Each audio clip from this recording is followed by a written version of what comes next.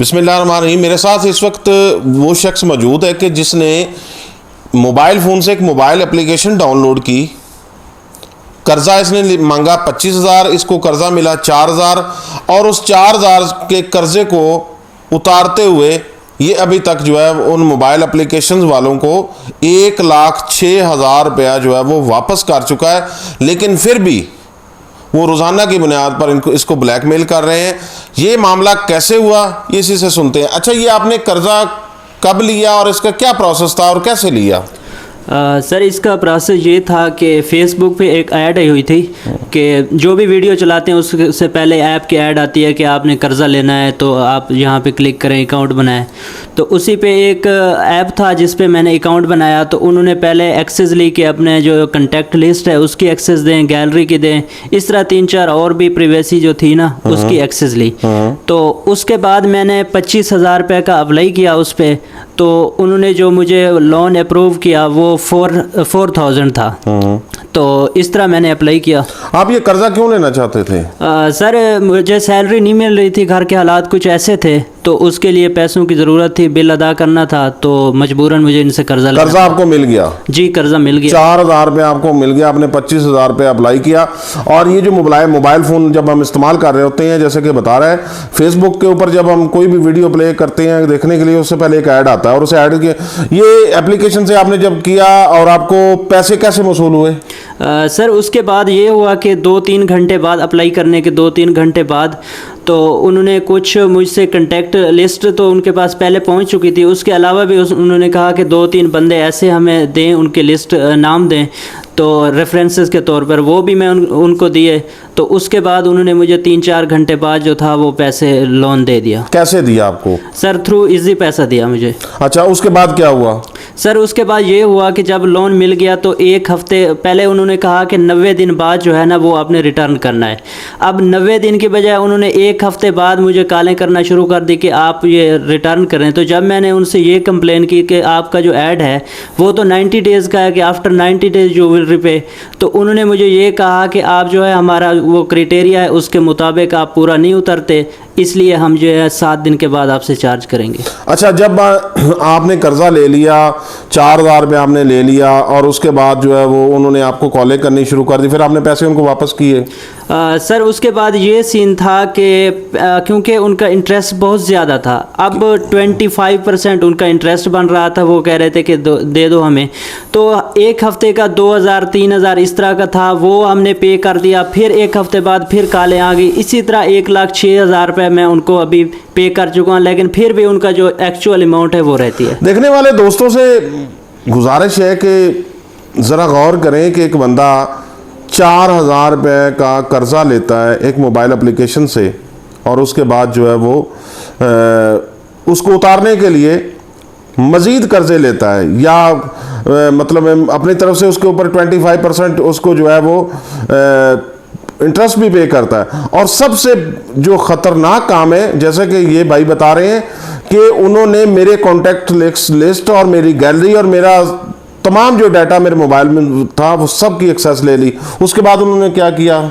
Sir, उसके बाद ये था कि जब जो हमारे रेफरेंसेस थे जो उन्होंने मांगे थे, उनके अलावा भी वो बाकी को भी कॉल करते थे, हम पुलिस भेज देंगे, हम ये कर देंगे, हम हाई कोर्ट में आपको ले आएंगे। तो इस तरह की नहीं, आपके ने जो 2 रेफरेंस दिए थे उन पे उन्होंने राब्ता नहीं किया? जो आपके कॉन्टैक्ट लिस्ट में नंबर थे उसके ऊपर वो राब्ता करते थे? बिल्कुल, जो कॉन्टैक्ट लिस्ट उन्होंने एक्सेस की थी उन्हीं में से उन्होंने नंबरों पे कॉलें करना शुरू कर दी। देखें जी, ये कैसा सिस्टम है।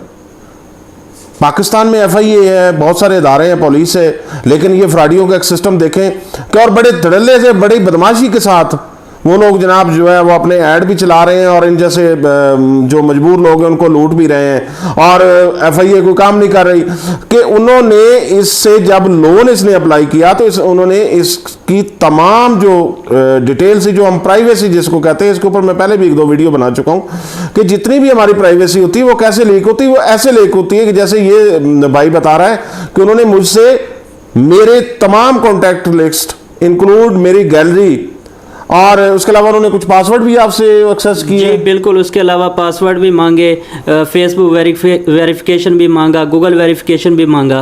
तो इस तरह उन्होंने किया। हैरानगी की बात है कि आप 4,000 रुपया दे के पूरी ज़िंदगी इंसान की खरीद लेते हैं, उसका पूरा जो निज़ाम ज़िंदगी वो परेशान कुन हो जाता है, जैसे ये मेरे सामने बैठा हुआ। अच्छा, उसके बाद क्या हुआ? सर उसके बाद ये हुआ कि मैंने FIA में कंप्लेन की कि ये सीन है, तो उन्होंने भी कोई खातिर खा जो है उसका एक्शन नहीं लिया, उनसे सेटलमेंट कर लिया जो लोन वाले हैं, ऐप वाले, तो इसलिए उसका भी कोई एक्शन नहीं आया। FIA में भी ये भाई बता रहा है कि मैं गया हूँ, लेकिन उन्होंने उनके साथ सेटलमेंट कर ली, मुझे कुछ नहीं, जो मेरे साथ हुआ है मेरा, उसका उन्होंने कुछ नहीं किया। अच्छा, उसके बाद अभी वो आपको ब्लैकमेल कर रहे हैं? जी बिल्कुल सर, अभी भी कालें कर रहे हैं, कहते हैं कि हम अभी पुलिस भेज देंगे आपके इलाके में, ये कर देंगे आपको। नहीं, आपके वो घर नहीं आए जो आपने एड्रेस दिया हुआ था, आपको राब्ता उन्होंने किस तरीके से वो करते हैं आपसे सर राब्ता? उसका ये होता है कि जिस नंबर पे वो अपने नंबर पे कॉल करते हैं ना, जब हम उनको कॉल करते हैं कि हम आपके पैसे रिटर्न करते हैं, आप अपने कोई ऑफिस का एड्रेस दें, हमें कोई जगह दें, आप कहाँ पे हो, लेकिन वो ये नहीं बताते कि हम कहाँ पे, वो जस्ट इतना कहते हैं कि हमें थ्रू इजी पैसा या जायज़ कैश आप पैसे वापस करें, हमारा कोई अदारा नहीं है, हमारा कोई देखिए ऑफिस नहीं जी, है। ना घर है, ना बार है, ना ठिकाना है, ना निशाना है, और सिर्फ और सिर्फ मोबाइल के जरिए, मोबाइल एप्लीकेशन से के जरिए, जैसे कि ये भाई बता रहे हैं कि मैंने उनको से पूछा कि भैया आप अपना एड्रेस दें, अपने ऑफिस का एड्रेस दें, मैं वहां जाके आपके साथ कोई निगोशिएशन करता हूं, आपके पैसे वापस करता हूं, तो वो कहते हैं हमारा कोई एड्रेस नहीं है, हमारा कोई ठिकाना नहीं है। अच्छा, फिर उसके बाद अब आप 1,06,000 रुपये दे चुके हैं, और उसके बाद जो अभी तक आप उनको पैसे मुसलसल दे रहे हैं। अब आप मुझे ये बताएं, ये कितनी किस्म की एप्लीकेशंस हैं जो इस तरह की कर रहे हैं? सर बहुत सी अकसाम की हैं, जैसे बरवक्त है, ए कैश है, इजी लोन है, तो इस तरह के जो हैं ऐप, एक से हमने लिया, दूसरे को पे कर दिया, फिर दूसरे से लेकर उसको पे कर दिया, तो इस सभी एक्सेस लेते हैं आपसे? जी बिल्कुल, सभी एक्सेस लेते हैं, कॉन्टैक्ट लिस्ट, सब लिस्ट की। बड़ी हैरानगी की बात है। अच्छा, आपने एक से पैसे लिए, उसके उतारने के लिए दूसरे से पैसे ले लिए, उन्होंने भी आपसे आपकी प्राइवेसी मांगी? जी बिल्कुल सर, जिस तरह पहले ने मांगी प्राइवेसी, बिल्कुल दूसरे तीसरे ने भी इसी तरह। जैसे कि आप मुझे वीडियो से पहले बता रहे थे कि वो जो आपके मोबाइल फोन में आपकी फैमिली की पिक्चर्स थी, वो भी आपको वो भेजते हैं कि ये भी हमारे पास आ गई है, क्या इस तरह का सीन भी है? सर बिल्कुल ऐसे ही है, जो क्योंकि उन्होंने हमारी जो गैलरी थी उसकी एक्सेस तो पहले ले ली थी, उसमें हमारे पर्सनल फोटोज हैं, वीडियोस हैं, तो वो भी फिर हमें व्हाट्सएप करते हैं कि ये हम लीक कर देंगे, ये कर देंगे, आप हमें जल्दी से जल्दी लोन। नाज़रीन देखें, हैरानगी की बात है कि अगर खुदा न खासा कोई फीमेल, कोई हमारी बेटी, हमारी बच्ची, हमारी बहन, हमारी माँ, या हमारा इस तरह का भाई अगर कोई इस तरह के इंफ्राडियों के चंगल में फंस गया, और उसके बाद जो है वो उनके तमाम एक्सेस लेने के बाद जो है ब्लैकमेल करते हैं, और बहुत सारे केसेस ऐसे आते हैं जिसमें हमारी बेटियों ने, हमारी बच्चियों ने, बहुत सारे सुसाइड के केसेस भी आए हैं, क्योंकि ऐसी प्राइवेट वीडियो होती है जो फैमिली के और कपल्स की होती हैं। तो इसलिए दोस्तों से गुजारिश है कि इस भाई की बात सुन के कम से कम ऐसे फ्रॉडियों से बचें, और अगर इस तरह का आपके साथ कोई इंसिडेंट हो जाता है तो लोगों को अवेयर करें, और ख़ास तौर पर FIA को इसके ऊपर एक्शन लेना चाहिए, और मौजूदा गवर्नमेंट को इसके ऊपर FIA नोटिस लेना चाहिए, तो इस तरह की तमाम ऐप्स जो हैं वो बंद हो जाए।